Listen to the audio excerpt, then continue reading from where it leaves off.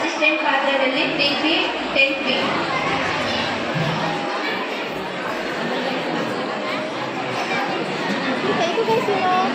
Mic ಒಂಚೂರು ಕೆಳಗೆ ಮಾಡಬೇಕಿತ್ತ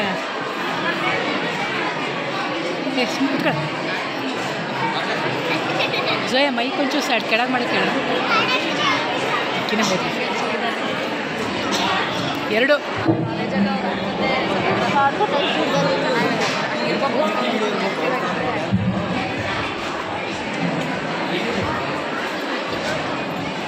ಎಲ್ಲರೂ ಒಂಥರ ಕೂತ್ಕೊಳ್ಳವ ಸರಿ ಕೂರೇ ಮಾತಾಡ್ಬಿಡ್ರೆ ಪ್ಲೀಸ್.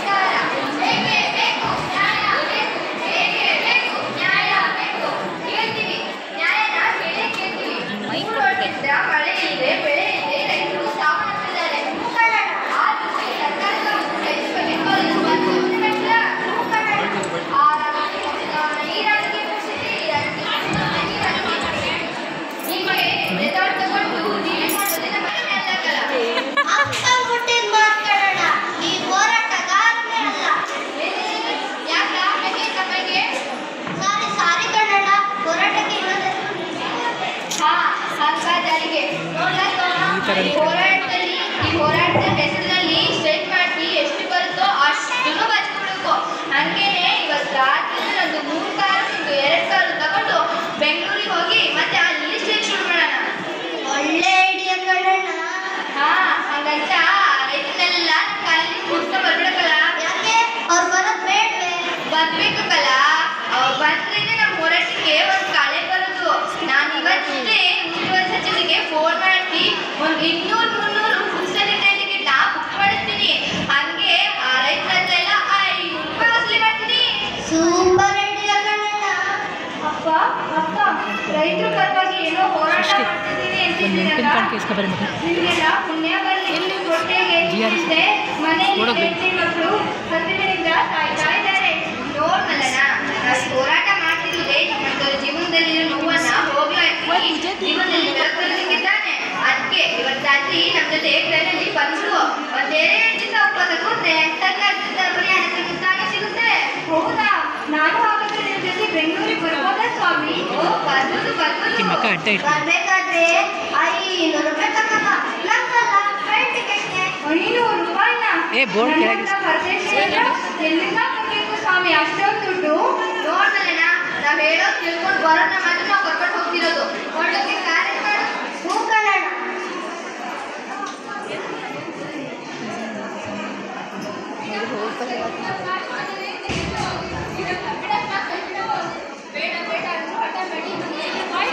ಮೈಕ್ ಹತ್ರ ಮಾತಾಡ್ಬೇಡ.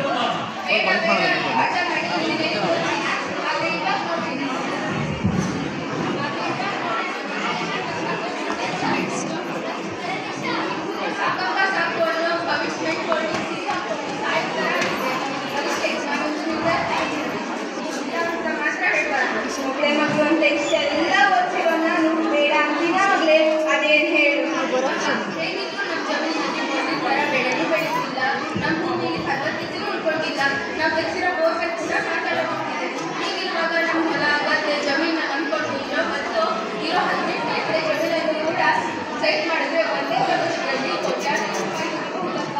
ಏನ್ ಹೇಳ್ತಿದ್ಯಾ? ನನ್ನ ಹಿರಿಯರು ಮಾಡಿರೋ ಇಷ್ಟೆಲ್ಲ ಆಸ್ತಿನ ಮಾರು ಹೊಂದಿದ್ಯಾ ಇವಾಗ? ಅಪ್ಪ, ಹಿರಿಯರು ಮಾಡಿದ ಆಸ್ತಿ ಏನೋ ನಿಜ, ಆದ್ರೆ ಅಪ್ಪ ಹಾಕಿ ಕಾಲಕ್ಕೆ ಚೇಂಜ್ ಆಗೋ ನಾಡ್ಬೇಡ ಅಪ್ಪ.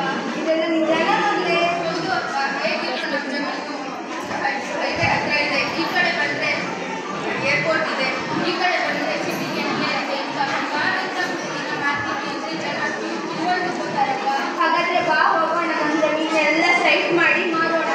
ಯಜಮಾನ್ರೆ, ಚಿಕ್ಕಮ್ಮರೇ, ನಮ್ಮ ಊರಿನ ಮಾಡಿದ್ರೆ ದೊಡ್ಡ ಲಾಭ ಬರ್ತದ.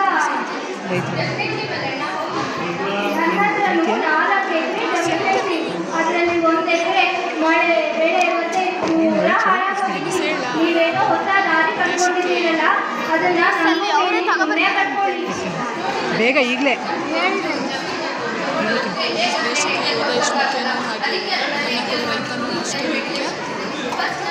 ರೈತರ ಕಷ್ಟ ಸುಖಗಳನ್ನು ತಿಳಿಸಿದಂತೆ ನಮ್ಮೆಲ್ಲರಿಗೂ ತಿಳಿಸಿದಂತೆ ಅಮೂಲ್ಯ ಮತ್ತು ಖಂಡಿತ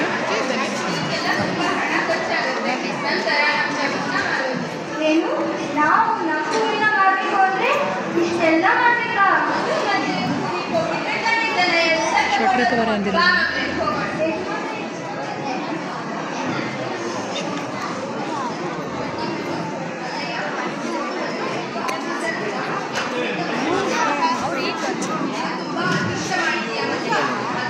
ಜೋಯಾ ಮೈ ಕೊಡು ಕೈಗಿಟ್ಕೊಂಡು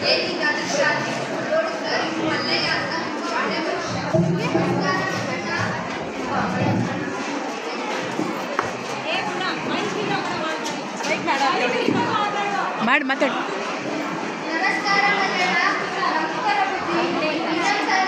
ಸೌಂಡ್ ಕೊಡ್ರಿ.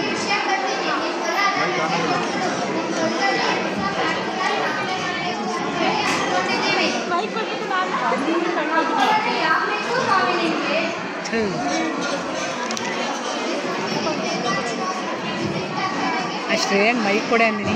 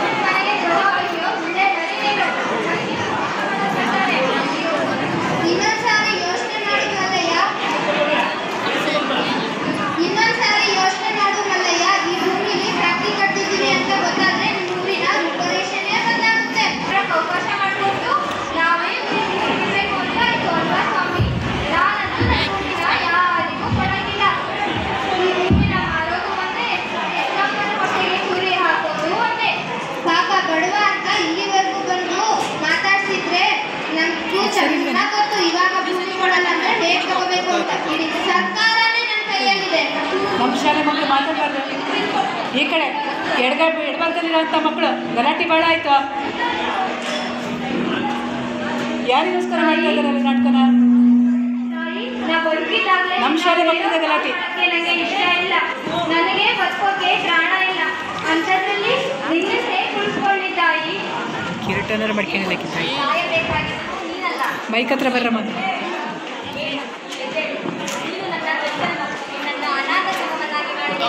ಏ ಅಮೂಲ್ಯ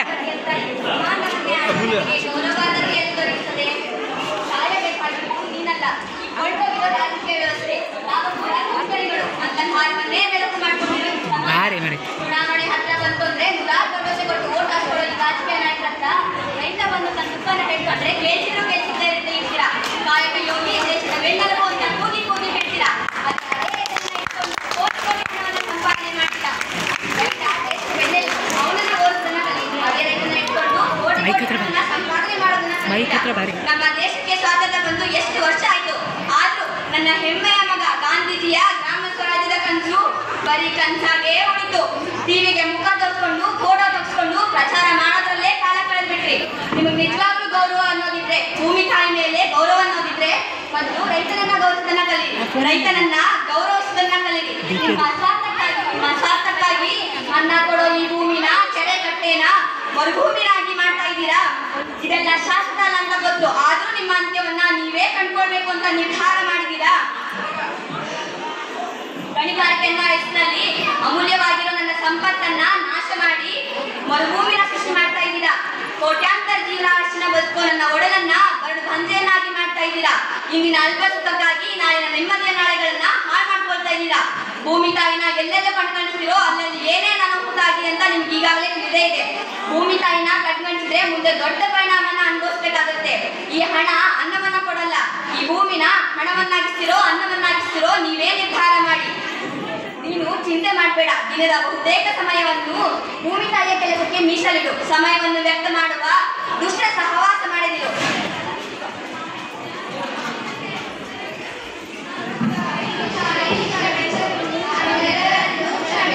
ಕ್ಷಮಿಸಿದ್ದೇನೆ. ಇಂದು ಮುಂತಾದರೂ ಆಗುವ ಅನಾಹುತಗಳನ್ನೆಲ್ಲ ಮರೆತು ಭೂಮಿ ತಾಯಿಯನ್ನು ರಕ್ಷಿಸಿ ರೈತನನ್ನು ಗೌರವಿಸಿ.